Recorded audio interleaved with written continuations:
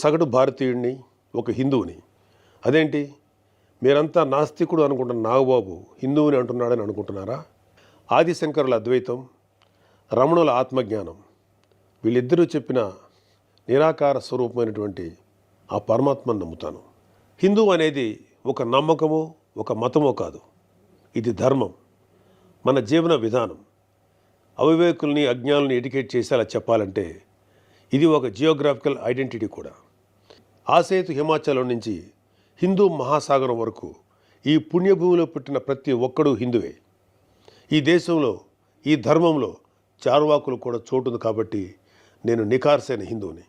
నా ధర్మాన్ని గౌరవిస్తూ ఇతరులను కించపరచకుండా బతుకుతున్న ఒక ప్రౌడ్ సనాతన హిందువుని. అందుకే నాకు ఎమ్మెల్సీగా కౌన్సిల్లో మాట్లాడే అవకాశం రాగానే హిందూ మతం కోసం పాటుపడే అర్చకుల చాలని జీతబత్యాల గురించి మాట్లాడాను. మరి వైసీపీ నాయకుల సంగతి ఏంటంటారు? రండి చూద్దాం.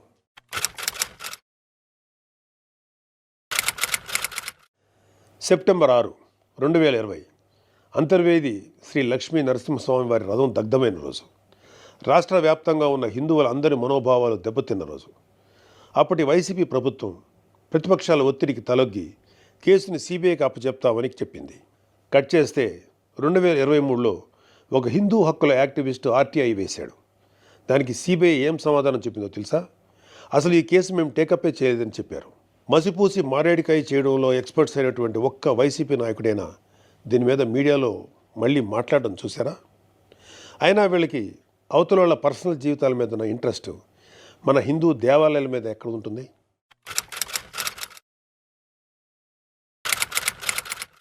డిసెంబరు 2020 రామతీర్థం రాముడు మనకు ఒక దైవం. మహావిష్ణు అవతారం మాత్రమే కాదు, అంతకు మించి ఈ దేశం తాలూకు ఆస్తిత్వం రామకథలో ఉంది. ఒక మనిషి ధార్మికంగా ఎలా బ్రతకాలో రామాయణం చెప్తుంది. రామాయణంలో మారీచుడు చెప్తాడు, రామో విగ్రహవాన్ ధర్మ సాధు సత్య పరాక్రమ అని. ఈ భూమి మీద రాశీభూతమైన ధర్మమే శ్రీరాముడిని నమ్మే జాతి మనది. అలాంటి రాముడి శిరస్సును నరికినా పట్టించుకోని ప్రభుత్వం వైసీపీ ప్రభుత్వం. అప్పటి ప్రభుత్వం ఇన్వెస్టిగేషన్లో చూపించిన నిర్లక్ష్యం వల్ల దీని వెనుకున్న అసలు దోషులను శిక్షించలేక ఏదో నామకే వాస్తే కేసులు పెట్టి దీన్ని నీరు కార్చారు. అయినా మీకు మీ మంత్రులకి రిలీజ్ సినిమాలకు రివ్యూలు ఇవ్వడం మీద ఉన్న శ్రద్ధ రాముడి మీద ఎందుకు ఉంటుంది?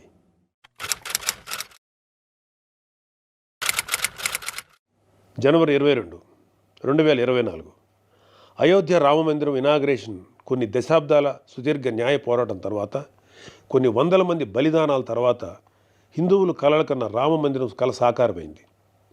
దేశమంతా ఒక పండగలాగా దీన్ని సెలబ్రేట్ చేసుకున్నారు. మన రాష్ట్రం నుంచి పవన్ కళ్యాణ్ గారు, చంద్రబాబు నాయుడు గారు కూడా వెళ్ళి అందులో పాలు పంచుకున్నారు. కానీ ఈరోజు హిందువుల మీద ఎక్కడ లేని ప్రేమ వలకపోస్తున్న వైసీపీ నాయకుడు గారు కనీసం ఫార్మాలిటీకైనా ఒక ట్వీట్ కానీ ఒక వీడియో బయట కానీ పెట్టారా? పోనీ మీ స్టాండ్ ఏంటో ఓపెన్గా ప్రజలకు చెప్పే దమ్ము అయినా మీకుందా? మీకు వ్యతిరేకించే ధైర్యం లేదు, అలా అని అభినందించే సంస్కారం అంతకంటే లేదు. వెరసి మీ మనసులో హిందువుల మీద కుళ్ళు కుతంత్రాలు తప్ప ఇంకేమీ లేవు. టీటీడీ భక్తులకి భగవంతుడిని దూరం చేసిన వైసీపీ పూట గడవని పేదవాడి దగ్గర నుంచి వజ్రాల కిరీటాలు చేయించే కోటీశ్వర్ల వరకు అందరి కోరిక ఒకటే, ఆ కలియుగ దైవమైన వెంకటేశ్వర స్వామివారి దర్శనం ఏడాదికి ఒకసారైనా చేసుకోవాలని. ఒక సామాన్య భక్తుడు నెల నెలా డబ్బులు కూడబెట్టుకొని మరి ఆయన చూడడానికి కొండ మీదకి వెళ్తాడు. అలాంటి కొండ మీద అకామిడేషన్ ఛార్జీలు మీరు ఒక్కసారి ఎలా పెంచుతారు? నందకం, పాంచజన్యం, కౌస్తుభం, ఒకలామాత గెస్ట్ హౌసుల్లో 500కి దొరికే రూమ్ని 1000కి ఎలా పెంచారు? నారాయణగిరి గెస్ట్ హౌస్లో 1700 రూపాయలు చేశారు. ఇది సామాన్యుణ్ణి భగవంతుడికి దూరం చేసే ప్రయత్నం కదా? నువ్వు ఎవరిని, అదే ఏ మాఫియాని సంతోషపెట్టడానికి ఇది చేసావో అర్థం కారంత అమాయకులు అనుకుంటున్నావా ప్రజలు? దర్శనాలు సేవలు అయితే ఇంకా దారుణం. ఏదో కాయగూరల బేరం ఆడినట్టు 10,000 చేయి, దీన్ని 5,000 చేయంటూ ఎంత నిర్లక్ష్యంగా మీ సుబ్బారెడ్డి బోర్డు మీటింగ్లో మాట్లాడాడో మొత్తం రాష్ట్రమంతా చూసింది. అంత చులకన మీకు హిందువులంటే. ఇకపోతే తిరుమల మీద నువ్వు చేసిన దోపిడీ అంతా ఇంతా కాదు. ఒకే ఒక ఉదాహరణ చెప్పాలంటే టీటీడీ కామన్ గుడ్ ఫండ్కి ఇచ్చే కాంట్రిబ్యూషన్ 2.5 కోట్లు ఉండేది. దీన్ని సెప్టెంబర్ 2021లో 50 కోట్లకు ఒక్కసారిగా పెంచేశాం. అసలు ఇక్కడే కాదు, ఎక్కడ కొండ కనపడినా గుండు కొట్టేయాలనుకోవడమేగా మన అలవాటు.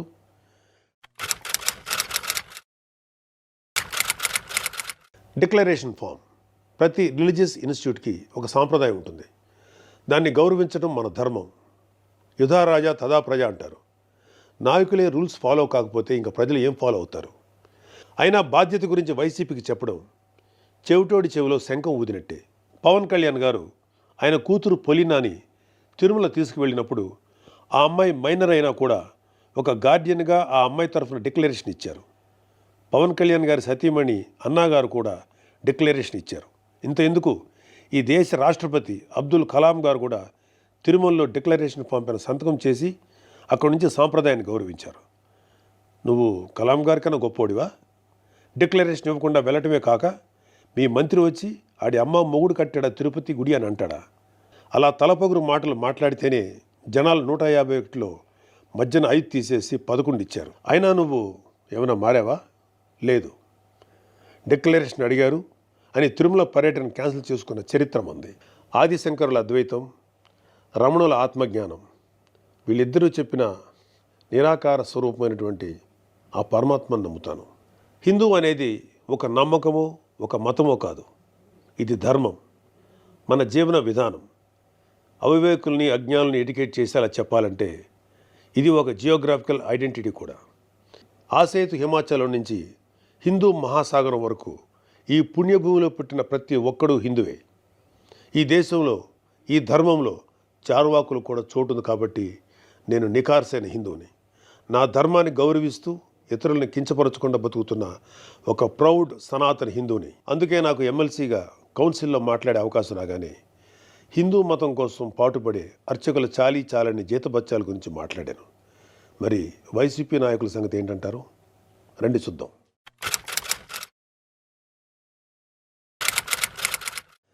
సెప్టెంబర్ 6, 2020 అంతర్వేది శ్రీ లక్ష్మీ నరసింహస్వామి వారి రథం దగ్ధమైన రోజు. రాష్ట్ర వ్యాప్తంగా ఉన్న హిందువులందరి మనోభావాలు దెబ్బతిన్న రోజు. అప్పటి వైసీపీ ప్రభుత్వం ప్రతిపక్షాల ఒత్తిడికి తలొగ్గి కేసుని సిబిఐకి అప్పచెప్తామని చెప్పింది. కట్ చేస్తే 2023లో ఒక హిందూ హక్కుల యాక్టివిస్టు ఆర్టీఐ వేశాడు. దానికి సిబిఐ ఏం సమాధానం చెప్పిందో తెలుసా? అసలు ఈ కేసు మేము టేకప్పే చేయలేదని చెప్పారు. మసిపూసి మారేడికాయ చేయడంలో ఎక్స్పర్ట్స్ అయినటువంటి ఒక్క వైసీపీ నాయకుడైనా దీని మీద మీడియాలో మళ్ళీ మాట్లాడడం చూసారా? అయినా వీళ్ళకి అవతల వాళ్ళ పర్సనల్ జీవితాల మీద ఉన్న ఇంట్రెస్ట్ మన హిందూ దేవాలయాల మీద ఎక్కడ ఉంటుంది?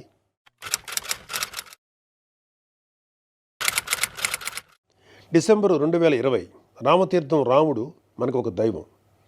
మహావిష్ణువు అవతారం మాత్రమే కాదు, అంతకు మించి ఈ దేశం తాలూకు ఆస్తిత్వం రామకథలో ఉంది. ఒక మనిషి ధార్మికంగా ఎలా బ్రతకాలో రామాయణం చెప్తుంది. రామాయణంలో మారీచుడు చెప్తాడు, రామో విగ్రహవాన్ ధర్మ సాధు సత్య పరాక్రమ అని. ఈ భూమి మీద రాశీభూతమైన ధర్మమే శ్రీరాముడిని నమ్మే జాతి మనది. అలాంటి రాముడి శిరస్సును నరికినా పట్టించుకోని ప్రభుత్వం వైసీపీ ప్రభుత్వం. అప్పటి ప్రభుత్వం ఇన్వెస్టిగేషన్లో చూపించిన నిర్లక్ష్యం వల్ల దీని వెనుకున్న అసలు దోషులను శిక్షించలేక ఏదో నామకే వాస్తే కేసులు పెట్టి దీన్ని నీరు కార్చారు. అయినా మీకు మీ మంత్రులకి రిలీజ్ సినిమాలకు రివ్యూలు ఇవ్వడం మీద ఉన్న శ్రద్ధ రాముడి మీద ఎందుకు ఉంటుంది?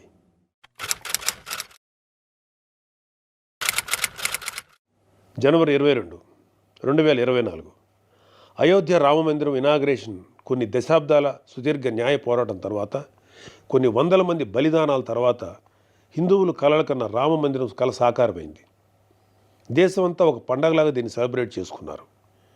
మన రాష్ట్రం నుంచి పవన్ కళ్యాణ్ గారు, చంద్రబాబు నాయుడు గారు కూడా వెళ్ళి అందులో పాలు పంచుకున్నారు. కానీ ఈరోజు హిందువుల మీద ఎక్కడ లేని ప్రేమ వలకపోస్తున్న వైసీపీ నాయకుడు గారు కనీసం ఫార్మాలిటీకైనా ఒక ట్వీట్ కానీ ఒక వీడియో బయట కానీ పెట్టారా? పోనీ మీ స్టాండ్ ఏంటో ఓపెన్గా ప్రజలకు చెప్పే దమ్ము అయినా మీకుందా? మీకు వ్యతిరేకించే ధైర్యం లేదు. అలా అని అభినందించే సంస్కారం అంతకంటే లేదు. వెరసి మీ మనసులో హిందువుల మీద కుళ్ళు కుతంత్రాలు తప్ప ఇంకేమీ లేవు. టీటీడీ భక్తులకి భగవంతుడిని దూరం చేసిన వైసీపీ పూట గడవని పేదవాడి దగ్గర నుంచి వజ్రాల కిరీటాలు చేయించే కోటీశ్వర్ల వరకు అందరి కోరిక ఒకటే. ఆ కలియుగ దైవమైన వెంకటేశ్వర స్వామివారి దర్శనం ఏడాదికి ఒకసారైనా చేసుకోవాలని. ఒక సామాన్య భక్తుడు నెల నెలా డబ్బులు కూడబెట్టుకుని మరి ఆయన చూడడానికి కొండ మీదకు వెళ్తాడు. అలాంటి కొండ మీద అకామిడేషన్ ఛార్జీలు మీరు ఒక్కసారిగా ఎలా పెంచుతారు? నందకం, పాంచజన్యం, కౌస్తుభం, ఒకలామాత గెస్ట్ హౌసుల్లో 500కి దొరికే రూమ్ని 1000కి ఎలా పెంచారు? నారాయణగిరి గెస్ట్ హౌస్లో 1700 రూపాయలు చేశారు. ఇది సామాన్యుణ్ణి భగవంతుడికి దూరం చేసే ప్రయత్నం కదా? నువ్వు ఎవరిని, అదే ఏం మాఫియాని సంతోషపెట్టడానికి ఇది చేసావో అర్థం కానంత అమాయకులు అనుకుంటున్నావా ప్రజలు? దర్శనాలు సేవలు అయితే ఇంకా దారుణం. ఏదో కాయగూరల బేరం ఆడినట్టు 10,000 చెయ్యి, దీన్ని 5,000 చెయ్యంటూ ఎంత నిర్లక్ష్యంగా మీ సుబ్బారెడ్డి బోర్డు మీటింగ్లో మాట్లాడాడో మొత్తం రాష్ట్రం అంతా చూసింది. అంత చులకన మీకు హిందువులంటే. ఇకపోతే తిరుమల మీద నువ్వు చేసిన దోపిడీ అంతా ఇంతా కాదు. ఒకే ఒక ఉదాహరణ చెప్పాలంటే టీటీడీ కామన్ గుడ్ ఫండ్కి ఇచ్చే కాంట్రిబ్యూషన్ 2.5 కోట్లు ఉండేది. దీన్ని సెప్టెంబర్ 2021లో 50 కోట్లకు ఒక్కసారిగా పెంచేశాం. అసలు ఇక్కడే కాదు, ఎక్కడ కొండ కనపడినా గుండు కొట్టేయాలనుకోవడమేగా మన అలవాటు.